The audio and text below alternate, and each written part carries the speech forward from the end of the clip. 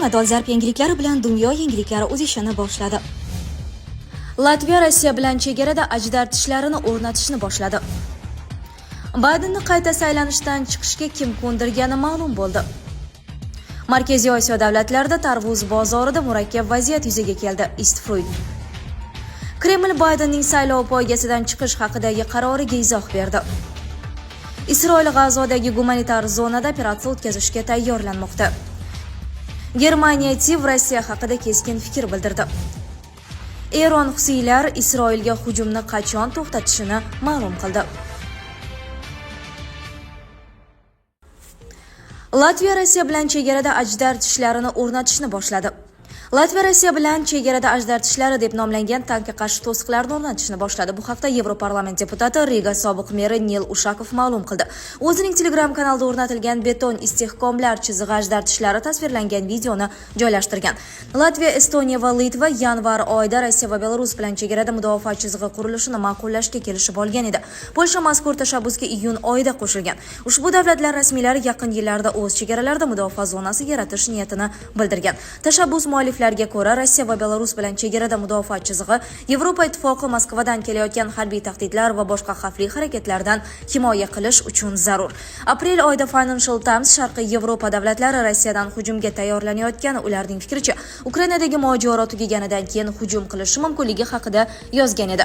Rossiya rasmiylari Moskva va boshqa davlatlarga, jumladan Shimoliy Atlantika alyansidagi davlatlarga ham hujum qilishni rejalashtirayotgani haqidagi da'volarni bir necha bor rad etgan. Rossiya prezidenti Vladimir Putin bunday bayonotlarni bema'nilik deb atagan.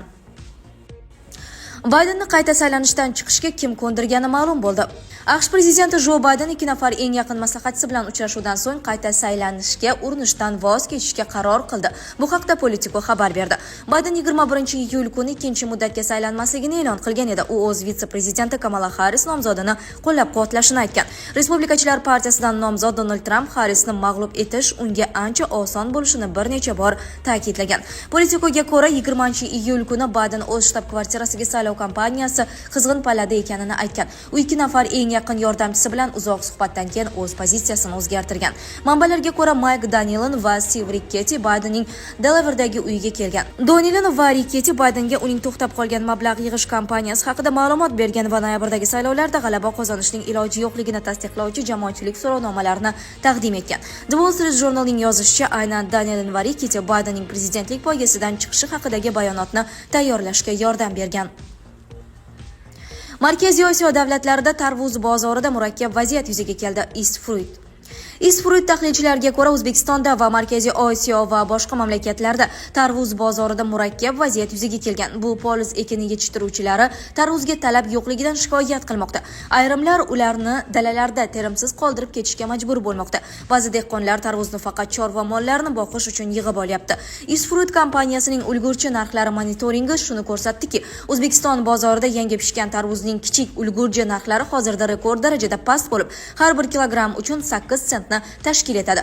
Biroq bu allaqachon tanlab olingan, bozorga yetkazib berilgan va sotuvga qo'yilgan mahsulotlar uchun narx. Pastroq narxda tarvuz savdosi shunchaki foydasiz bo'lmoqda. Narxlarning arzonlashishi va O'zbekistonda tarvuzga deyarli talab yo'qligining asosiy sabablaridan biri uni asosiy bozor Rossiya Federatsiyasiga eksport qilishning foydasizligi. Rossiyada tarvuz narxi rekord darajaga tushib ketdi va ayni damda bu mamlakatda tarvuzning ulgurji narxi taxminan uni O'zbekistondan jo'natish narxiga teng.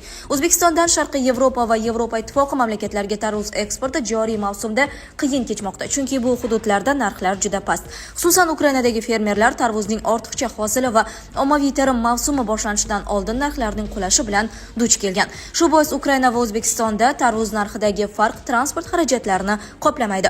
Qolaversa, Yevropa ittifoqi mamlakatlari uchun O'zbekistondan olib o'tishdan ko'ra Ukrainadan arzon tarvuz sotib olish foydaliroq, deydi BMTning Oziq-ovqat va qishloq xo'jaligi tashkiloti sarmoyaviy departamenti iqtisodchisi Andrey Yarmak. Meva-sabzavot biznesi bo'yicha xalqaro ekspert Baxtiyor Abduvohidov Tojikistonda ham vaziyat shunga o'xshashligini qayd etgan. Fermerlar kichik tarvuzlarni hammaga tekin tarqatmoqda, lekin katta tarvuzlarni hech bo'lmaganda biron bir narxda sotish mumkin, deydi Abduvohidov. Kreml Baydenning saylov poygasidan chiqish haqidagi qaroriga izoh berdi. Bu bizning ishimiz emas, bu amerikalik saylovchilarni qiziqtirishi kerak bo'lgan mavzu, dedi Rossiya rasmiysi.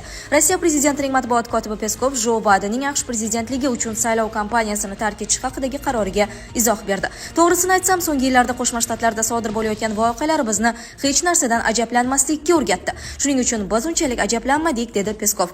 Gap AQSh saylov kampaniyasi haqida ketmoqda. Dunyoning eng yirik davlatlaridan birida saylov kampaniyasi haqida gap ketayotganini tushungan holda aytamiz. Bu hali ham bizning ichki ishimiz emas. Bu bizning kun tartibimiz uchun ustuvor mavzu bo'lishi mumkin emas va albatta AQSh amaldagi prezident va prezidentlikka nomzodning qarorlarini baholash biz uchun emas. Bu amerikalik saylovchilarni qiziqtirishi kerak bo'lgan mavzu, dedi Peskov.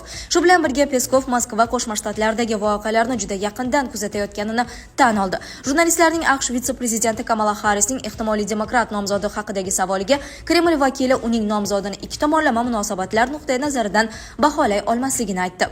Chunki hozirgacha uning ikki tomonlama munosabatlarimizga qo'shgan hissasi yo'q, dedi Peskov. Isroil G'azodagi gumanitar zonada operatsiya o'tkazishga tayyorlanmoqda. Isroil armiyasi qo'mondonligi G'azo sektori janubidagi gumanitar zonaning bir qismidan tinch aholini evakuatsiya qilishga buyruq berdi. Bu haqda BBC xabar berdi. So'nggi 2 hafta ichida Isroil ushbu hududga bir necha bor havo hujumlarini amalga oshirdi. Oqibatda jami 90 nafar tinch falastinlik halok bo'ldi. Bu ma'lumotlarni mustaqil ravishda tasdiqlash mumkin emas. Isroil zarbalari Hamasning harbiylashgan qismiga qaratilganini da'vo qilmoqda. Endilikda Yahudiy davlati armiyasi ushbu hududdagi operatsiyaning quruqlikdagi bosqichiga o'tishga hozirlik ko'rmoqda. Gumanitar zona 2023-yil oktyabr oyida Hamasning Isroilga hujumiga javoban Yahudiy davlat operatsiyasining boshidayoq armiya tomonidan belgilangan. U yerda shu paytgacha hech qanday jangovar harakatlar bo'lmagan va gumanitar yordam ko'rsatilgan. G'azoning shimoliy qismida yashovchi falastinliklar ham ushbu zonaga ko'chirilgan edi. Isroil harbiylariga ko'ra, hozirda Hamas jangchilari xavfsiz hudud hisoblangan Xon Yunus chekkasida joylashgan. U yerda Isroil armiyasiga qarshi raketa va artilleriya otishmalari olib borilmoqda. Yahudiy davlati gumanitar hudud chegaralarini Al-Mavasiygacha qisqartirib, aholini shu yo'nalishga evakuatsiya qilishga qaror qilgan. Germaniya TIV Rossiya haqida keskin fikr bildirdi. Rossiya Yevropa uchun ulkan tahdidga aylandi, deya Germaniya TIV rahbari Annala Baerbock X ijtimoiy tarmog'ida post qoldirdi. Bugungi kunda Rossiya biz uchun va Yevropadagi tinchligimiz uchun eng katta tahdiddir, dedi u. Baerbock shuningdek, G'arb go'yoki Rossiya bilan boshqacha munosabatda bo'lishni xohlayotganini, ammo hech narsa natija bermaganini aytgan. Iyun oyida Rossiya prezidenti Vladimir Putin Rossiyaning NATOga hujum qilmoqchi ekanligi haqidagi da'volarni bema'nilik deb rad etgan edi. Uning ta'kidlashicha, bu G'arb tomonidan o'z fuqarolarini aldash va o'zining hukmron mavqeini saqlab qolish uchun qilinmoqda. Bundan avval Baerbock Rossiya prezidenti Vladimir Putin NATOni urushga tortish istagida ekanini aytib, Ukraina bo'yicha muzokaralarni rad etishda ayblagan edi.